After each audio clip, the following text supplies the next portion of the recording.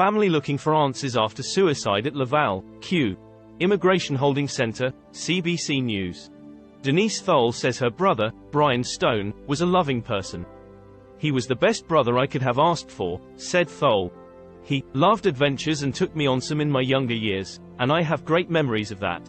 But she would like some answers about what happened to him." Stone died by suicide while he was supposed to be under a 24-hour suicide watch in January of 2022. The 56-year-old from Cincinnati was detained at the Federal Immigration Holding Center in Laval about 6 weeks earlier, awaiting deportation to the United States. "You just think, how can this happen?" said Thole. "You have a company in there, and their number one job is to keep their eye on someone, and they didn't do that. They failed." The coroner's report into Stone's death and court documents fill in some of the blanks about his life and subsequent death. In her report, Coroner Denise Langelia wrote that Stone attempted suicide on January 24, 2022. He told a doctor that if he was sent back to the US and could not see his son, he would kill himself. The doctor's notes from that attempt reveal that Stone was depressed and anxious. He had lost his home and friends and he could no longer see his son. The doctor recommended he be put on 24-hour watch. 18 minutes unsupervised. 4 days later, during a shift change, a guard from the private security company hired to work at the holding center left Stone alone while he was in the shower. Stone used his towel to hang himself from the shower faucet. Mr. Stone took advantage of the security guard's non-supervision for 18 minutes to hang himself in the shower, wrote Coroner Langelia. This death could have been avoided if the supervision had been adequate. Denise Thole says Bryan loved adventures and was the best brother I could have asked for. Submitted by Denise Thole. Difficult past in Quebec. Stone, who was originally from Cincinnati, first came to Quebec about 16 years ago. According to Thole, he met a woman here and had a son with her soon after. But in recent years, he had had less contact with his son. Stone's deportation order and route to the Immigration Holding Center in Laval was a long one.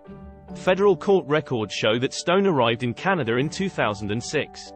Thole says he joined a rugby club and tried to establish himself as a food and tourism photographer.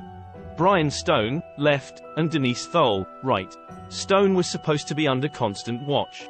Submitted by Denise Thole.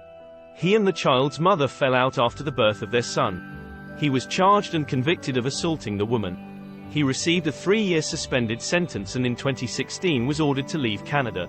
He applied to return to Canada in 2019 on humanitarian and compassionate grounds. But in November 2019, Immigration, Refugees and Citizenship Canada refused his application. It's not clear when Stone returned to Canada, but Thole remembers one specific conversation with him after his return. "I don't know exactly where, I just know it was a trek on foot," said Thole. He walked over the border through the mountains, through the streams, through the forests, through the woods. Thole does not know, however, what led to his being detained at the Laval Immigration Holding Center that resulted in his death. The coroner did not make any recommendations after investigating Stone's death, noting in her report that the Canada Border Services Agency disciplined the guard who left Stone alone. Among the steps that CBSA implemented, the coroner noted the following: review the layout of bathrooms and showers and how fixtures are attached, give mental health training to security guards, increase availability of mental health professionals, modify the suicide prevention guide and priorities for visual surveillance. The minister responsible for immigration in Canada says the federal government hopes to reform the detention system and use such facilities as a last resort only. Most detention stays last 2 days, minister. The federal minister responsible for public safety, Marco Mendicino, offered his condolences to Stone's family when questioned about the death. He said the federal government is working on reforms to immigration detention. There is an ongoing focus to make sure that we continue to reduce the use of immigration detention, which is a last resort, said Mendicino. He said most people detained at the country's detention centers stay for no more than 2 days. In an email response, CBSA said once medical staff identify a mental health issue, all employees, whether staff or contracted guard services, must follow the guidelines provided by the medical staff. That did not happen in Stone's case, and Thole is perplexed. She still doesn't know how her big brother was left alone when he was supposed to be under constant surveillance. Just 4 days prior, an attempted suicide. How was he not watched 4 days later, taken back to the facility, asks Thole. And especially for 18 minutes. Where was the failure and the breakdown there? If you or someone you know is struggling, here's where to get help.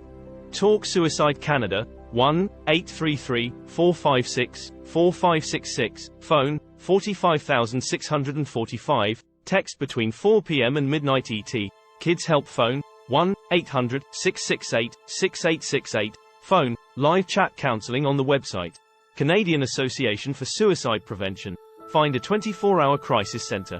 This guide from the Center for Addiction and Mental Health outlines how to talk about suicide with someone you're worried about.